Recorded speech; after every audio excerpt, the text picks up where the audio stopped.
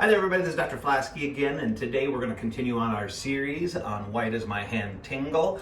Today we're going to talk about the radial nerve. The radial nerve is probably the least common cause of burning or tingling into the hand, so we're going to start with that first. That nerve comes out of the neck, just like all of the nerves that go down into the hand come out of the neck, and it comes down underneath the armpit, and it goes down through the elbow, and then it runs right down the back of the arm, right here onto the top side of the thumb. And the pattern of numbness or tingling that it has is going to be the back of the thumb, the pointer finger, and the ring finger, sometimes just the pointer finger and the thumb.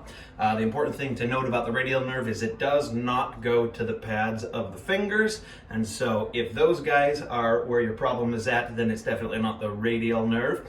That's something different. The most common places where the radial nerve becomes compressed is going to be at the edge of the wrist right here near the thumb. The most common cause for that happening is a tight watch or armband or something like that compressing the nerve. Then the other major area where it gets compressed is going to be in the elbow right here. And that's going to be usually from muscles that move the arm like this backwards. If they get tight or they get irritated or swollen, they can irritate the nerve and also cause the burning in the back of the hand. So those are the two most common ones. The elbow is usually if you're doing a lot of heavy twisting exercises, or if you do a job where you're pulling back like this frequently.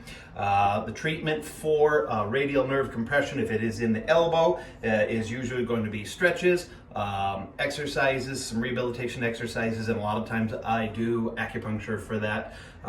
The treatment for it in the side of the thumb at the wrist is usually going to be loosening up that watch first of all and first and foremost, and then after that it's usually going to be some acupuncture into that area, as well as sometimes manipulation of the wrist, because every once in a while the joints in the wrist become swollen, and those are the things that cause the nerve compression at the side of the wrist. So we'll adjust that, sometimes do some ultrasound on that or acupuncture, and again some rehabilitation exercises, and every once in a while we'll end up having to do a brace for that and give it some rest. So that's about it for the radial nerve. It's a pretty simple one, and as always, make sure that you subscribe to my YouTube channel at Flaskey Clinic and visit my Facebook page at Flaskey Chiropractic and Acupuncture. Thanks a lot.